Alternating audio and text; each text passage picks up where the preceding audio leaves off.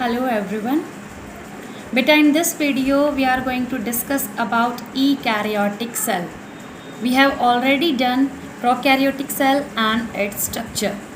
eukaryotic cell का पहले meaning देख लेते हैं बच्चे. अगर हम अपनी टर्म eukaryotic को स्प्लिट करते हैं दो पार्ट्स में, सो यो का मतलब होता है ट्रू. कैरियन से आया है वर्ड कैरियोटिक. कैरियन का मतलब होता है बेटा nucleus, and nucleus is regarded as brain of the cell. So these are the first type of the cells which do not have nucleoid. Prokaryotic cell में बेटा हम क्या देख रहे थे कि सेल में साइटोप्लाज्म फिल है, ये इसका फ्लैजिला बना देते हैं. साइटोप्लाज्म में हमें एक ऐसी प्लेस मिलती है जहाँ पे सेल का डीएनए यानी जेनेटिक मटेरियल रिसाइड कर रहा था, and that place in the cytoplasm of prokaryotic cell was regarded as nucleoid. लेकिन अब हमारे पास ट्रू कैरियन यानी ट्रू न्यूक्लियस आ चुका है. ये ट्रू न्यूक्लियस क्या होता है बेटा? When we are enclosing genetic material, इसको आप क्रोमेटिन भी बोल सकते हैं, with the help of a double membrane structure. So look at the difference beta. Genetic material in the prokaryotic cell was lying freely into the cytoplasm. और cytoplasm में वो जगह जहाँ पे जेनेटिक्स यानी जेनेटिक मटेरियल क्रोमेटिन देखा जाता था, डीएनए देखा जाता था, हम उसको न्यूक्लियोइड बोल रहे थे. लेकिन यूकैरियोटिक सेल में डीएनए को, जेनेटिक मटेरियल को हमने रैप कर दिया है डबल मेम्ब्रेन से. ये देखिए, outer nuclear membrane and this is inner nuclear membrane. So you can see the comparison. This nucleus is very much well defined in the eukaryotic cell, और इसीलिए इसके नाम में ही इसकी डेफिनेशन आ जाती है. These cells are not having their DNA suspended in the cytoplasm. इनका DNA double cell membrane से कवर्ड रहता है और इसी स्ट्रक्चर को हम बोलते हैं nucleus. So that was the meaning of eukaryotic cell. अब eukaryotic cells के कुछ हम फीचर कर लेते हैं कि कैसे ये प्रोकैरियोटिक सेल से डिफरेंट है. Sales having well defined nucleus. Nucleus इनके पास वेल डिफाइंड है, जो कि अभी हमने डिस्कस किया. Second thing is many chromosomes are there. Prokaryotic cell में बेटा एक ही क्रोमोसोम पाया जाता है क्योंकि उसके जीन्स डीएनए की लेंथ कम है, और इसीलिए डीएनए को हम एक ही क्रोमोसोम पे यानी रिबन लाइक स्ट्रक्चर में रैप अप कर देते थे. यहाँ पे जीन्स ज़्यादा हैं, कैरेक्टर ज़्यादा हैं, तो डीएनए की लेंथ भी बड़ी है और इसीलिए बहुत सारे क्रोमोसोम्स फॉर्म हो जाते हैं. Third point is membrane bound cell organelles are there. Ribosome को छोड़ के हमने प्रोकैरियोटिक में कोई भी सेल ऑर्गेनल्स नहीं देखा था. तो यहाँ पे हमारे पास cell organelles like mitochondria, Golgi apparatus, lysosome, this all are doing their function. But speciality क्या है? इनके पास इनकी खुद की मेम्ब्रेन है. तो अब हमारा सेल बेटा बहुत ज़्यादा कॉम्प्लेक्स हो चुका है. ऑर्गेनल्स अब खुद की मेम्ब्रेन लेके बैठे हुए हैं. ठीक है. Next thing, such type of cells, eukaryotic cells, are generally regarded as complex cell, क्योंकि अब इनका जो स्ट्रक्चर है, शेप है, फंक्शनैलिटी है या जनरल लाइफ प्रोसेस को कैरी आउट करने का जो वे है, प्रोकैरियोटिक सेल से बिल्कुल डिफरेंट हो चुका है. कॉम्प्लेक्स सेल्स हैं, एक्टिविटीज़ भी डिफरेंट तरीके से करते हैं. बट डू नॉट फॉरगेट बेटा, रेस्पिरेशन, डाइजेशन, रिप्रोडक्शन, सारे ही काम हमारे प्रोकैरियोटिक सेल भी कर रहे थे, लेकिन इनका करने का तरीका अलग था. कॉम्प्लेक्स सेल है, बहुत सारे ऑर्गेनल्स हैं, खुद की मेम्ब्रेन लिए बैठे हैं, और इसीलिए यहाँ पे काम करने का तरीका भी थोड़ा सा एडवांस हो जाता है. अब हम वन बाय वन अपने सेल ऑर्गेनल्स की तरफ चलते हैं कि यूकैरियोटिक सेल में पाई जाने वाली जो डिफरेंट वेराइटीज़ हैं ऑर्गेनल्स की, उनकी लोकेशन, स्ट्रक्चर और फंक्शन क्या क्या है. सबसे पहले हम बात करते हैं बेटा सेल मेम्ब्रेन की. सेल मेम्ब्रेन को हम सेमी परमिएबल मेम्ब्रेन के नाम से भी जानते हैं. These are the synonym. चाहे आप इसको सेल मेम्ब्रेन बोलिए. Third name is plasma membrane. So beta, these three terms are synonym to each other: plasma membrane, cell membrane, semi-permeable membrane. Semi-permeable membrane इसको क्यों बोला गया है वो हम इसके फंक्शन में देखेंगे. सबसे पहले बेटा इसका स्ट्रक्चर देख लेते हैं. स्ट्रक्चर में हम देख रहे हैं लिपिड्स। ये लिपिड का हेड होता है जो कि पोलर होता है। पोलर इज समथिंग जहाँ पे आपको कोई चार्ज नेगेटिव या पॉजिटिव देखने को मिलता है, और वाटर भी हमारा पोलर होता है। So it is very comfortable to have bond with the water. और ऐसे सब्सटेंसेस जो वाटर के साथ बॉन्डिंग, केमिकल बॉन्डिंग इजीली बना लेते हैं, उनको कोई प्रॉब्लम नहीं होती है, क्योंकि वाटर भी बेटा हमारा एक पोलर सब्सटेंस है और इसका हेड भी पोलर है, तो सिमिलैरिटी काफ़ी ज़्यादा हो जाती है। चार्ज पार्टिकल वाटर भी है और इसका हेड भी चार्ज है, तो आपस में क्या हो जाता है, केमिकल बॉन्डिंग बनाने के लिए आपको एटीपी लगाने की रिक्वायरमेंट नहीं होती। ये बॉन्ड बहुत ही ईजी तरीके से फॉर्म हो जाता है। ऐसे पार्ट को जो वाटर के साथ केमिकल बॉन्डिंग ईजी बना लेते हैं, उनको हम बोलते हैं हाइड्रोफिलिक कंपोनेंट। सो जो हमारा लिपिड का हेड हो गया है वो हाइड्रोफिलिक है, वाटर लविंग है, तो इसको कोई प्रॉब्लम नहीं है वाटर से। लेकिन जो इसकी टेल होती है, ये देखिए बेटा नॉन पोलर, मैंने ऑलरेडी मेंशन कर रखा है, it doesn't have any charge, no charge, fine. तो ये वाटर के साथ भी बॉन्डिंग नहीं बना पाएगा क्योंकि वाटर हमारा पोलर है, इस पर कोई चार्ज नहीं है। तो अपोजिट या जो सिमिलर चार्जेस हैं उन्हीं के बीच में हम मानते हैं कि बॉन्डिंग होना पॉसिबल होती है। It has to be a cation और an anion to take part in the chemical reaction. लेकिन इसके पास तो कोई चार्ज है ही नहीं, ये है न्यूट्रल। तो इसीलिए इस पार्ट को, टेल वाले पार्ट को हम बोलते हैं हाइड्रोफोबिक। वाटर से जो दूर भागता है, कोई केमिकल बॉन्डिंग नहीं होती है।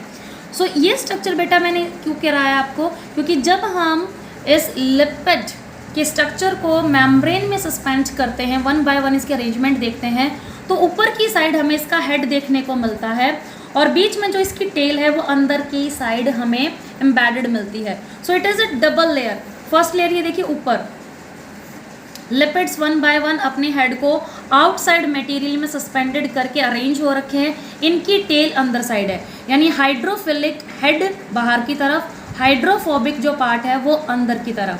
सेम लेयर ये बन गई है। अब नीचे देखिए, इसको नीचे से कवर अप करने के लिए दूसरी लेयर है, एक स्ट्रक्चर में प्रोमिनेंट सा यहाँ पे आपको शो कर देती हूँ। तो ये हमारी फर्स्ट लेयर ऐसे चल रही है, तो उसको नीचे से बाइंड करने के लिए, कंपैक्टली पैक करने के लिए दूसरी लिपिड्स की लेयर चलती रहती है। तो इसीलिए इस स्ट्रक्चर को हम बोलते हैं बाय लेयर। बाय का मतलब बेटा टू होता है। तो दो लिपिड आपस में ये देखिए इंटरटेंगल्ड ऐसे हो जाते हैं। ये पाम को अगर हम हेड मानते हैं, ये दोनों के हेड हो गए हैं जो वाटर के साथ रिएक्शन करते हैं, और इनकी टेल ऐसे अंदर की साइड रहती है। तो ऐसे इसको अगर हम बार बार वन आफ्टर वन इस स्ट्रक्चर को रिपीट करते हैं तो ये स्ट्रक्चर हमारे पास कुछ ऐसा आता है। सो बाय लिपिड लेयर के साथ साथ क्या प्लाज्मा मेम्ब्रेन में कुछ और भी है? So the answer will be yes. ये जो आप रेड कलर के भारी भारी मॉलिक्यूल्स देख रहे हैं, दीज आर द प्रोटीन। ये 2-3 प्रोटीन मैंने बना रखे हैं। प्रोटीन बेटा हमारी लेयर में जगह जगह इम्बेडेड होते हैं, बरीड होते हैं। लिपिड बायलेयर की मैं बात कर रही हूँ। Most of the part is made by this bilayer, लेकिन ये जो हमारे बड़े मॉलिक्यूल्स हैं प्रोटीन, इसमें बहुत ही ईजिली विजिबल हो जाते हैं। When we are going to compare the structure, look at the surface area of protein, काफ़ी बिग आपको दिखाई देगा। लिपिड इसके कंपैरिजन में छोटे हो जाते हैं। अगर हम रेशियो की बात करते हैं, we are having 52% part of this plasma membrane as protein and only 40% part makes the lipid. So who is more in ratio? This is the protein one. Protein हमारा कितना है? 52% में है। नाउ द थिंग इज, अगर आप यहाँ पे structure में देखेंगे, सो नंबर बेटा किसका हाई है? लिपिड्स का हाई है। प्रोटीन आपको कम दिख रहे हैं, but these are having more chemical elements as compare to lipid, क्योंकि ये स्ट्रक्चर में छोटे हैं तो इसमें एटम्स एंड मॉलिक्यूल्स भी काफ़ी कम पाए जाते हैं। प्रोटीन इनसे बड़े हैं तो इसमें हाइड्रोजन है, कार्बन है, नाइट्रोजन है, वो भी ज़्यादा अमाउंट में लगे हुए हैं। इसलिए इसकी परसेंटेज देखिए, 52% में हमारे प्रोटीन पाए जाते हैं और 40% में हमारे लिपिड्स पाए जाते हैं। इसके अलावा these are the sugar, phosphoglycerides होती हैं, और साथ में हमारे जो प्रोटीन है थ्रेड लाइक स्ट्रक्चर। बेटा ये सेल का आउटर हिस्सा है, इसके बाद सेल खत्म हो जाता है और इस हिस्से में ऐसे ऐसे साइटोप्लाज्म फिल है, यानी ये सेल का अंदर का हिस्सा है। तो दोनों ही हिस्से, चाहे वो साइटोप्लाज्म की तरफ हो या सराउंडिंग की तरफ हो, सेल एक्वस मीडियम के साथ कांटेक्ट में आता है। एक्वस मीडियम से मतलब है हमारा वाटर, और वाटर के साथ बॉन्ड करने के लिए इसलिए हेड को हम बाहर की तरफ भी रखते हैं, और जब साइटोप्लाज्म अंदर से स्टार्ट हो जाता है तो उस तरफ भी हमने लिपिड का हेड ही रख रखा है। Fine, because on both outer as well as inner side the head will be in contact with the water, water के साथ ये बॉन्ड बना के स्टेबलाइज हो जाता है। ये जो ग्रीन कलर के आप थ्रेड्स दिख रहे हैं, ब्लैक कलर को मैंने बताया शुगर होती है, कॉम्प्लेक्स शुगर होती है, क्योंकि इसमें फॉस्फोरस लगा रहता है। Fine, after that this green threads, green thread भी मैंने बना रखे हैं। This green threads are regarded as protein. तो प्रोटीन हमारे बाहर भी होते हैं। ये जो बड़े मॉलिक्यूल हैं प्रोटीन के बेटा, ये दो टाइप के होते हैं जो लिपिड्स में एम्बेडेड रहते हैं। थ्रेड लाइक स्ट्रक्चर की बात नहीं कर रहे हैं, हम बड़े प्रोटीन की बात कर रहे हैं, जिसको मैंने ऐसे बना रखा था। The one type is integral. Integral यानी उसका एक कंपोनेंट है। लिपिड बाय लेयर में अगर ये टोटली एम्बेडेड है, लिपिड बाय लेयर में अगर इनकी स्ट्रेंथ काफ़ी ज़्यादा अच्छी है, बहुत अच्छे से ये अपने आप को यहाँ पे एम्बेड कर चुके हैं, बरी कर चुके हैं। इसको थोड़ा शेड कर देते हैं प्रोटीन को दिखाने के लिए। अब ये देखिए, अगर हम बाहर से इसको पिक करना चाहते हैं, पुल करना चाहते हैं, ये नहीं निकलेगा, क्योंकि ये चेन ऐसे ऐसे बहुत आगे तक फैल रखी है और इसका सरफेस एरिया लिपिड्स के साथ टोटली टच में है। तो इस बॉन्ड को तोड़ पाना काफ़ी मुश्किल होगा। अंदर तक जो बरीड हैं, एम्बेडेड हैं, उनको हम बोलते हैं integral protein. Next thing is peripheral. Peripheral, periphery का मतलब होता है बेटा बाउंड्री। आउटर बाउंड्री पे जो प्रोटीन, आउटर स्ट्रक्चर यानी बाउंड्री पे आप ये वाला हिस्सा देखिए एक बार, ये देखिए, ये बाहर लिपिड का हेड यहाँ पे है और इसका आउटर स्ट्रक्चर एक्वस मीडियम के साथ यानी सेल की सराउंडिंग के ऊपर काफ़ी ऊपरा उठा। ये देखिए, एक तो अगर मेरा बिल्कुल अंदर लिपिड बायलेयर के अंदर मैंने कैप को रख दिया है, दिस इज इंटीग्रल। अगर मेरी कैप ऊपर से उठी हुई है, ऐसे प्रोटीन ऊपर की तरफ उठ रखा है, so this is peripheral, boundary पे है। ये मैंने आउटर का आपको एग्जाम्पल दिया है, ये उल्टा भी हो सकता है, आप सिर्फ कैप पे कॉन्सेंट्रेट कीजिए। अगर ये साइटोप्लाज्म में ऐसे नीचे की साइड गया हुआ है, अब ये देखिए कांटेक्ट में, लिपिड के कांटेक्ट में सिर्फ और सिर्फ इतना पार्ट है और ज़्यादातर प्रोटीन का जो पार्ट है वो बाहर निकला हुआ है, पेरीफेरी पे है। ऐसे कुछ हम यहाँ पे भी कर सकते हैं। तो जब इसका ज़्यादातर पार्ट बाहर की तरफ या अंदर की तरफ निकला हुआ होता है तो वो हमारे प्रोटीन कहलाते हैं पेरीफेरल प्रोटीन। बाउंड्री पे हैं, इनको निकालना काफ़ी इजी रहता है क्योंकि इनका जो सरफेस एरिया लिपिड बायलेयर में अंदर तक एम्बेडेड या बरीड नहीं है। So these are the two type of protein.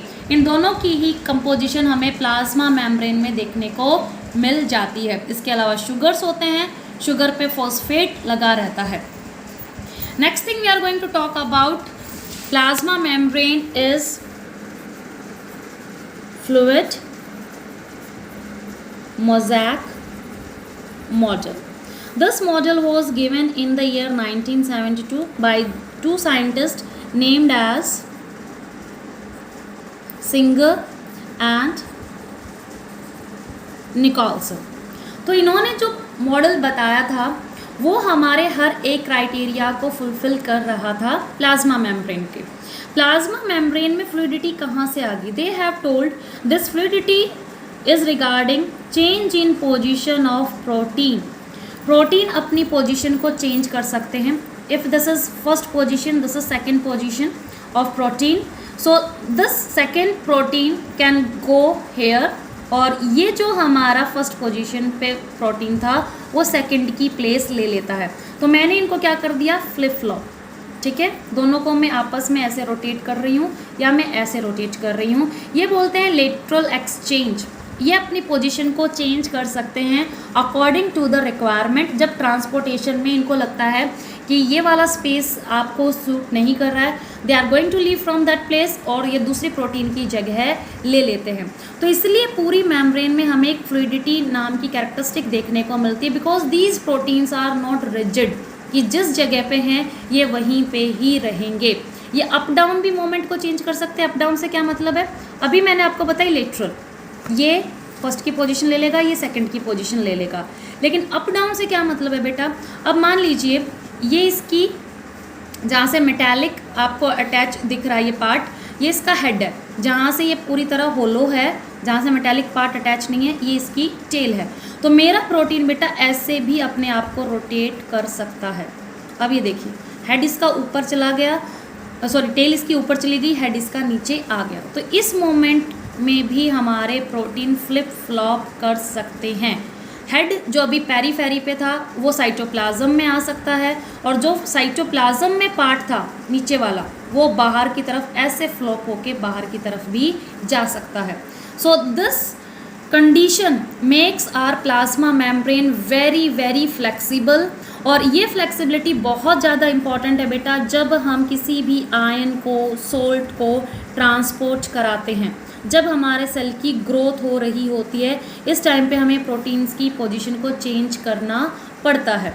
तो ट्रांसपोर्टेशन में सेल ग्रोथ के लिए सेल का जब रिप्रोडक्शन हो रहा होता है, डिवीजन हो रहा होता है, so that is why our plasma membrane is regarded as very very hard. लेकिन तब सिंगर एंड निकोलसन ने इसकी स्टडी की, तब सामने आया कि actually these proteins keep on moving, अपनी पोजीशन लिटरल तरीके से भी चेंज कर सकते हैं और वर्टिकल भी फ्लिप फ्लॉप कर सकते हैं। मोज़ेक का मतलब है ये चीज़ कि हेड आउटर में रहता है लिपिड का, और बहुत ज़्यादा कॉम्प्लिकेटेड स्ट्रक्चर बना के इसको हर डायरेक्शन से पैक कर देता है। बीच बीच में हमें पता है शुगर हैं, लिपिड्स हैं, प्रोटीन्स हैं, ये डिस्ट्रीब्यूटेड रहते हैं इसके सरफेस पे। तो इस कॉम्प्लेक्स स्ट्रक्चर को हमने मोज़ेक बोला। तो यहाँ से this thing is very very important, क्योंकि इसी मॉडल को हम आज तक फॉलो करते हुए आ रहे हैं। अब हम देखते हैं ट्रांसपोर्टेशन होता कैसा है। ट्रांसपोर्टेशन हमारी प्लाज्मा मेम्ब्रेन कैसे करती है। Actually this can be done in 3 way. First way is passive transport. Passive में क्या होता है, एटीपी की रिक्वायरमेंट नहीं होती है। कोई भी आपका जो सॉल्ट है, गैसेस है, ये जनरली सॉलिड्स, गैसेस के लिए हम इस प्रोसेस को प्रेफरेंस देते हैं। तो सॉलिड और गैसेस कहीं पे भी अगर हाई अमाउंट में, हाई कॉन्सेंट्रेशन में प्रेजेंट होती हैं, they are going to cross this plasma membrane, और वो दूसरी साइड चली जाती हैं। यानी जहाँ पे इनकी कॉन्सेंट्रेशन लो होती है, लो अमाउंट, वहाँ पे हमारे सॉलिड या जो हमारे गैसेस है, सॉलिड में आते हैं बेटा आयंस, जैसे सॉलिड में हमने पोटेशियम लिखा है, सोडियम लिखा है, हाइड्रोजन हो सकता है, क्लोराइड या क्लोरीन हो सकता है। गैसेस में oxygen, carbon dioxide, ammonia, methane, so many things are there. तो this is the natural method, इसमें कोई भी एनर्जी हमें रिक्वायर्ड नहीं होती है। चीज़ें हमेशा हाई कॉन्सेंट्रेशन से निकल के खुद ब खुद लो कॉन्सेंट्रेशन में चली जाती है। सिंपल टर्म में इसको हम बोलते हैं डिफ्यूजन। ये कुछ ऐसा ही है, अगर आपकी मदर किचन में कुछ कुकिंग कर रही हैं, आप घर में कहीं पे भी हो, उस डिश की जो फ्रेगनेंस है वो आपके नोज़ तक पहुंच जाती, क्योंकि किचन में उस गैस के ज़्यादा मॉलिक्यूल थे।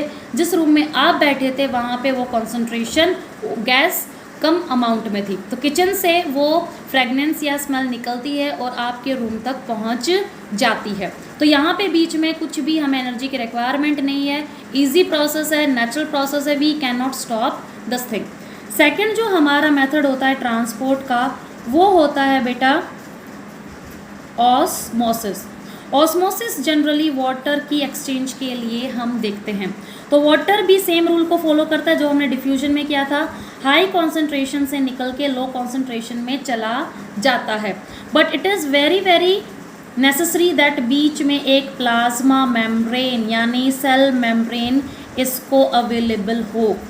अब जैसे मैं किचन का आपको एग्जांपल दे रही थी, डिफ्यूजन में बेटा बीच में प्लाज्मा मेम्ब्रेन नहीं पे भी है, तो वो भी वो जो कोई डिओड्रेंट की है या फिर आपको कोई फॉल स्मेल आ रही है, वो ऑटोमेटिकली आपके नोज़ तक पहुंच जाती है। So it is not very necessary कि प्लाज्मा मेम्ब्रेन इस पैसिव ट्रांसपोर्ट को चाहिए। It can done without plasma membrane also. But osmosis में मैंने ये देखिए जनरली ये लिक्विड के लिए होता है, और जिस लिक्विड की हम बात कर रहे हैं दैट इज़ वाटर ओनली। तो वाटर जब एक रीज़न से जहाँ पे वो हाई अमाउंट में है लो रीजन में जाने की कोशिश करता है, तो वो हमेशा प्लाज्मा मेम्ब्रेन के थ्रू ही ट्रैवल करता है। ये कुछ ऐसा नहीं है कि अगर 2 ग्लास एक में ज़्यादा पानी आप लेंगे एक में कम ले रहे हैं, उनको क्लोज कॉन्टैक्ट में रख देंगे तो कुछ टाइम बाद आपको दोनों ग्लास में इक्वल वाटर मिलेगा। No, it can not be done, क्योंकि वहाँ पे हमारी ग्लास की बॉडी मेटल से या किसी ग्लास से प्लास्टिक से बनी हुई है। लेकिन हाँ, अगर आप एक ऐसा चैम्बर लेते हैं बीच में प्लाज्मा मेम्ब्रेन सेलुलोज की आप इसकी लिपिड्स की बना देते हैं, उसमें प्रोटीन्स वगैरह लगा देते हैं, सेम थिकनेस रखेंगे जैसे भी हमने प्लाज्मा मेम्ब्रेन के अकॉर्डिंग किया। यहाँ पे अभी इतना वाटर है, यहाँ पे वाटर मान लीजिए ज़्यादा है, तो कुछ टाइम बाद यहाँ से वाटर इस साइड आना स्टार्ट हो जाएगा, क्योंकि मैंने यहाँ पे ज़्यादा वाटर बना रखा है, यहाँ पे मैंने कम वाटर बना रखा है। तो यहाँ से if this is A this is B से वाटर निकलेगा, प्लाज्मा मेम्ब्रेन को क्रॉस करेगा बाय इट्स ओन, ठीक है, नेचुरल प्रोसेस है ये भी। और यहाँ ए में तब तक जाता रहेगा जब तक इन दोनों का लेवल इक्वल नहीं हो जाता।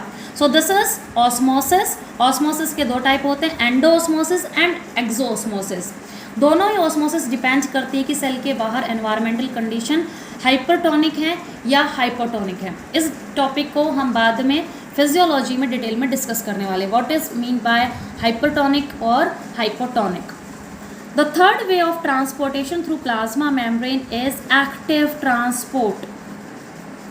एक्टिव ट्रांसपोर्ट, एक्टिव में बेटा ए से आपको रिमेंबर रखना है एटीपी। कुछ हमारे प्रोटीन्स ऐसे होते हैं जो लिपिड्स मना कर देता है कि ठीक है अगर कुछ अंदर आना चाहता है, लिपिड्स ने उनको रोक दिया, तो यहाँ पे जो मेरा केमिकल बाइंड होता है वो प्रोटीन के साथ बाइंड होता है। So this is special type of transport जहाँ पे सेल को एटीपी खर्च करनी पड़ती है। ATP is nothing but the energy. तो एनर्जी की कंजप्शन, एनर्जी के यूज से हमें ये ट्रांसपोर्टेशन करना पड़ता है। फाइन। और ऐसे ट्रांसपोर्टेशन पे जहाँ सेल की एनर्जी लग रही है उसको हम बोलते हैं एक्टिव ट्रांसपोर्ट। और ये एनर्जी लगती कहाँ है बेटा, क्योंकि लिपिड ने उस आयन को अपने थ्रू पास होने से मना कर दिया। Suppose it is sodium, sodium को लिपिड पास नहीं करा रहा है, तो ये सोडियम बाइंड हो जाता है जाके प्रोटीन पे। प्रोटीन मैंने बताया था, मान लीजिए अभी प्रोटीन यहाँ पे इस पार्ट पे बाइंड हुआ है, प्रोटीन कर जाएगा फ्लिप फ्लॉप मोमेंट। अब ये साइटोप्लाज्म की तरफ है, यहाँ सोडियम निकलेगा, साइटोप्लाज्म में रिलीज हो जाएगा, और ये दूसरे सोडियम आयन को लेने के लिए फिर से अपनी पोजीशन को चेंज कर लेगा, दूसरा सोडियम फिर से बाइंड होगा, ये ऐसे कर लेगा। So such proteins which help in active transport are known as pump. अगर ये सोडियम को पास ऑन कराने में हेल्प कर रहा है, so this protein will be regarded as sodium pump. एक साथ ये एक जगह पे सोडियम बाइंड कर रहा है, दूसरी जगह पे अगर पोटेशियम बाइंड कर रहा है, नीचे के पॉजिटिव लिख देते हैं। So this thing is regarded as potassium sodium pump. तो एक्टिव में बेटा हमें 2 चीज़ों की रिक्वायरमेंट पड़ती है, एक है एटीपी एनर्जी, दूसरे हैं हमारे प्रोटीन, क्योंकि यहाँ पे लिपिड्स ने उसको अपने अंदर से पास होने के लिए परमिशन नहीं दे रखी है। So such things are need to carried by protein inside and outside the cell.